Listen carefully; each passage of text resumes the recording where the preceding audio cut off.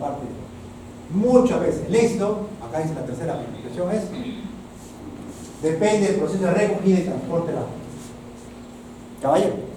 Caballero, no gastes en polvo, pólvora en gallinazo, porque con la pura sería si es que vas a hacer. Si lo pides bien y lo pides en forma oportuna. Eso es importante. ¿Ya? Es muy importante. Bueno, un algoritmo de tratamiento en esa parte. Cultivo, esto es importante. Dentro de los cultivos, en el ámbito hospitalario, los hemocultivos debo resaltar. Y cuando un paciente está séptico, o peor, con shock séptico, esto es fundamental y forma parte del algoritmo de la primera hora en el manejo del paciente con shock séptico, que vamos a ver en la siguiente sesión. La toma oportuna de hemocultivos. Ahí sí hay un personal de microbiología, por lo menos en el hospital, que lo toma y sabe cómo tomarlo. Ya tenemos toda una técnica para valorar en estas botellitas con medio de caldo de cultivo y se tienen que incubar justamente este tipo de muestras para ver. Entonces, enfatizar en el ámbito hospitalario, repito, la toma de hemocultivos. Generalmente son dos, set de dos, y no se requiere fiebre. Otro aspecto también importante, no se requiere fiebre para poder hacer. Y luego vienen las famosas pruebas de antibiograma o pruebas de sensibilidad, en el cual te va a decir si la bacteria es sensible, intermedio o resistente a determinado antibiótico. Por supuesto que en la etapa tradicional esto demora días. Mientras tanto, yo tengo mi terapia antibiótica empírica, dirigida a la impresión diagnóstica o el proceso mórbido y lo puedo confirmar. Ejemplo, viene una señora diabética, gordita, que ha tenido un ictus a repetición y viene nuevamente por sintomatología de fiebre. Está con un dolor de espalda, una pielonefritis. ¿Se hospitaliza? ¿Qué le va a poner? Bueno, le voy a poner ese pedazo. No sé, una tercera, volviendo menos a 2 gramos cada 24. Es diabética, está con déficit de glucosa. ¿Qué más? Y ahí está. Este material más o menos bien. Bueno, y sigue así, y aparece los cultivos. Escherichia coli, E. coli B, resistente. ¿Qué hacemos? Rotamos. Rotación. Uno, porque está pasado. Y dos, tengo la evidencia que no voy a hacer nada. Esa es la parte de eso. ¿Qué se necesita? Tiempo. El pedido, el resultado y la respuesta de ustedes. Darse cuenta, ¿no? O sea, el resultado está, doctora Galo, cambio. Llama rotación. Rotar. Y a un espectro mayor se llama escalamiento. Y para eso me sirve tradicionalmente con las pruebas de cualitativas de difusión del riesgo y técnicas cuantitativas que son las modernas, ¿no es cierto? En el cual existe acá tengo una imagen, técnicas de microdilución. Esta es lo tradicional, que ustedes han visto, ¿no? La placa Petri, ¿no? Los discos de sensibilidad, lo conocen ustedes acá, están los colores, los discos de sensibilidad, lo resiembran. Y acá están los métodos automatizados, como Byte, etcétera. Son técnicas de microdilución. Hay antibióticos, diluciones, se ponen pequeñas muestras de los cultivos, de los campos, eso es microdilución.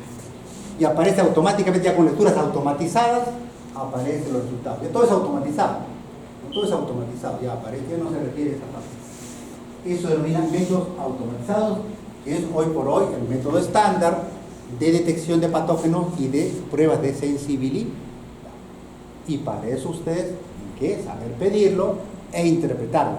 Y lo más importante también, tener resultado oportuno. ¿De qué vale que yo tengo 10 días el paciente con ceftriaxona, en el caso, y recién me aparece el resultado del cultivo a los 10 días? ¿De qué aparece? ¿De qué? Le pido urocultivo a una paciente con emergencia y tú baja, ¿no? Y sube. Toma usted 3 días de antibiótico. Vamos a decir en la APP. Tómale por si acaso un urocultivo. Y la señora le toma el urocultivo. Pero no puede acceder al servicio de emergencia, menos a la consulta externa. ¿Y qué ganamos con el urocultivo? Está ahí durmiendo el sueño de los justos. ¿Y qué hacemos? ¿Cómo vamos a decirle a la señora está bien, está mal, vamos a cambiar? ¿Se dan cuenta? Eso se llama organización. ¿No? Entonces, no tomen por tomar, tómenle cuando sea necesario, sobre todo, repito, en el ámbito hospitalario, cuando el paciente tiene necesidad de hospitalizarse y tiene que tener esto en cuenta. ¿Ya? Todo de lo ¿Ok? Un elemento muy importante para un inductivo cuantitativo es conocer el MIC o SIM, concentración inhibitoria mínima del antibiótico capaz de tener el crecimiento de un óculo estándar. Por eso, cada germen de microdilución tiene sensible, intermedio, resistente. Esto en base al valor de un determinado MIC o concentración inhibitoria mínima. MIC o SIM tienen que saber interpretar resultados de cultivos, capacidad, competencia de ustedes. Dicho, ¿qué cosa? Recapitulando, la anamnesis, el examen físico, saber pedir exámenes auxiliares e interpretar. Interpretar. ¿Qué es un MIC? ¿Está? ¿Y para qué sirve? Para saber por qué estoy. Si es sensible in vitro, estoy bien. Pero si es resistente, ¿qué hago? ¿Qué hago con mi paciente? ¿Cómo le cambio el antibiótico? Entonces van a ver antibióticos o gérmenes que son sensibles a antibióticos y gérmenes que van a ser resistentes a antibióticos. ¿Ya? Es importante. ¿En base a qué? Ya no en pruebas de disco, sino a pruebas de microdilución y pruebas de líquido. ¿Ya? Y bueno, estos, para complicarlos, hay antibióticos que actúan en base a, eso lo van a ver después, en base a concentraciones, en base a MIC o lecturas en base a una curva sobre MIC. Eso, más que todo, no os quería marear, pero sí conocer que los antibióticos se comportan en base a propiedades de tiempo o de concentración sobre MIC. Mientras más concentración tengan sobre MIC, mejor para el paciente, mejor, más eficaz va a ser nuestro tratamiento. Entonces, por ende, eso se llama PKPD, otro término, farmacocinética, farmacodinámica de los antibióticos. Es un término nuevo, pero que lo pueden de repente estar escuchando en otras ámbitos, ¿ya? Pero ya son un poquito más fino, ¿no? Determinados antibióticos tienen este tipo de comportamiento, según justamente esta farmacocinética y farmacodinámica. Bien, entonces, ¿será suficiente estudios microbiológicos tradicionales? No. Hay pruebas serológicas, y les consta a ustedes también lo que hemos hecho con el SARS-CoV, pruebas serológicas que determinan antígenos o anticuerpos, sobre todo IgM, agudos, no tanto IgG, más crónicos, para determinar si el paciente indirectamente tiene un determinado agente infeccioso que provoca la enfermedad. ¿Ya? Pruebas de serología. Y hay múltiples pruebas de serología para cualquier tipo de proceso infeccioso o de noxa o de agente infeccioso. Múltiples. Lo que ustedes tienen que ver es eso. Periodo de ventana inmunológica se denomina cuando todavía no se puede detectar porque la reacción antígeno-anticuerpo todavía no se ha llevado a cabo, por decir un ejemplo. Entonces la prueba sale negativa, muy precoz de desarrollarla para poder hacer la prueba o periodo, la prueba positiva, periodo de ventana. Ventana significa que todavía no puede hacerse la interacción antígeno-anticuerpo. ¿Ya? Es importante esta parte de la definición. ¿Ya? Entonces, pruebas serológicas sí, directas, detectan elementos de antígeno, o indirectas detectan fundamentalmente el anticuerpo. Y tienen diferentes denominaciones, las pruebas de serología, diferentes denominaciones. De aglutinación, por ejemplo, la acción de Vidal, fijación de complemento, el Chagas, de radioinmunensayo de hepatitis viral, de Western blot del VIH, ¿no? De quimioluminescencia, como sucedió, por ejemplo, las pruebas antigénicas rápidas del SARS-CoV-2, por decir un ejemplo, ¿no? O sea, tiene diferentes técnicas. Todas son serológicas, pruebas serológicas. Entonces, cuando ustedes van a desarrollar la parte de infectología, va a haber un ítem diagnóstico microbiológico o serológico. Microbiológico puede ser con el GRAF, con el cultivo, aislado, ¿no? Y serología, que indirectamente lo dice esta patología para tal situación, ¿ya? Tal agente etiológico, ¿ya? Serología, saber interpretar la serología. Y es más, avanzamos a la parte de biología molecular con las señales biológicas, elementos, secuencias de DNA o RNA que tienen las bacterias y que nosotros la podemos replicar, multiplicar en forma artificial usando determinados elementos, como la reacción de cadena polimerasa, la famosa PCR o RCP. ¿Para qué? Para detectar estos elementos, las bases, y ser compatibles con el hallazgo etiológico de un virus. Es la famosa, ejemplo, prueba molecular para el SARS-CoV-2, ¿no?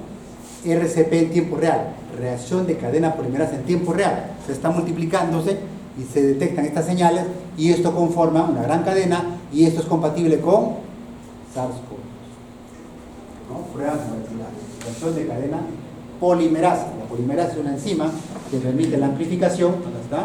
Una proteína capaz de leer hebras individuales y pegar nucleótidos, ¿no es cierto?, de forma consistente, multiplicando las secuencias de ADN. Ahí está. La multiplica, acelera la multiplicación. Es como si tuvieran un cultivo y rápidamente lo aceleran y lo multiplican. Esos fragmentos de DNA que son compatibles con determinados microorganismos. ¿Ya? Entonces avanzamos: microbiología, serología, biología molecular. Tres cosas que usted tiene que entender. Este es el estándar ya a nivel mundial, dado el avance tecnológico. ¿Sí? Biología molecular. ¿Ya? Es el último avance, el último capítulo que tenemos aquí tomando. Entonces, este por ejemplo es tomado del SARS-CoV-2. Nos engañaron vilmente. Esas pruebas rápidas, ¿qué cosa eran? Detección de anticuerpos. Pero esos anticuerpos no se desarrollan inmediatamente. Hay un periodo de incubación de X días. La formación de anticuerpos por X días también. Hay un periodo de ventana. Entonces estamos detectando lo que ya fue. Esa reacción ya se produjo días antes. No era prueba rápida, era una prueba de retrospectiva, de diagnóstico retrospectivo. Y eso lo tuvimos nosotros inicialmente. No hemos tenido más. Recién se sucedió las pruebas antigénicas después, con la toma del hisopado y todo lo demás. Con las pruebas rápidas están así. Entonces, hay un periodo de ventana, sintomático, luego inicio de los síntomas, después se detecta el antígeno, ¿no es cierto? Las pruebas moleculares, estamos hablando acá, en tiempo real, mientras más negrito, más detectable, hasta que pase. ¿No? Y las pruebas positivas antigénicas, que no son inmediatas, hay unos días, duran poco tiempo también. Y altos anticuerpos, IgG y IgM, aparecen tardíamente. Los IgM van a bajar, los IgG van a persistir. Infección aguda, infección crónica, ¿no? O recuerdo inmunológico, como hemos dicho, las IgG. Se aplica. Pero nosotros no sabemos, era una enfermedad, no sabemos. Entonces, línea de tiempo. ¿Saben a dónde tomamos? Doctor, tengo tos y dolor de garganta. Escucha, COVID. ¿Cuánto tiempo tienes de enfermedad? Desde hoy en la mañana. Ninguna prueba te va a detectar tan rápido. Ninguna prueba te va a detectar tan rápido. A pesar que va a salir positivo, negativo, tiene la enfermedad, pero no es detectable. No es detectable. Línea de tiempo. ¿En qué momento pedir? La base teórica nos va a enseñar, nos ha enseñado la prueba. Se desarrolla la positividad, a partir del tercer día, por ejemplo. Y es así. ¿Ya? Tú le pides prueba, las famosas pruebas rápidas, entre comillas, al inicio no te va a salir nada, no te va a salir nada. Hay un periodo de ventana, todavía no se detecta el tipo de cosas. ¿Ya? Es importantísimo. Estamos terminando, no creo que se hayan aburrido. Fíjense ustedes, no quiero que se vayan. Sensibilidad y especificidad. Otro concepto o competencia que ustedes tienen que saber más o menos, tener una idea. Esta prueba es sensible, esta prueba es específica. ¿Por qué nos complicamos la vida?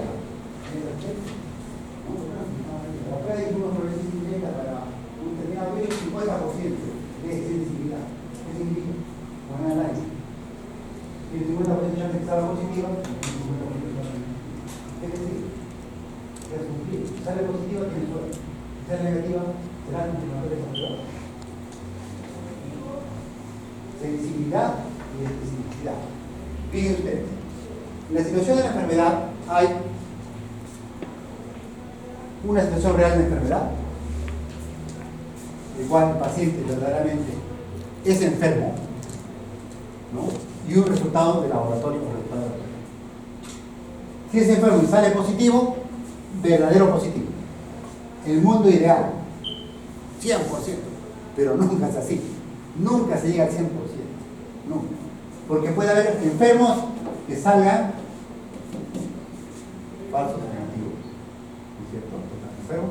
Y puede haber personas sanas que salgan falsos positivos y personas sanas que sí verdaderamente salgan negativos.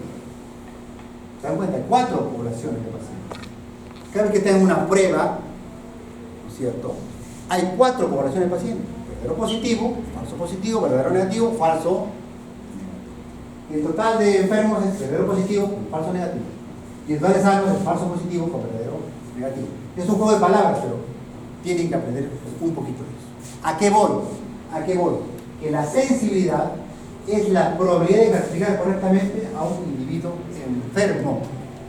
Y la especificidad es la probabilidad de que un sujeto sano tenga verdaderamente un resultado negativo. Negativo. ¿Ah? Esta jovencita es muy sensible. Llora de todo. Porque ha tenido una decisión amorosa.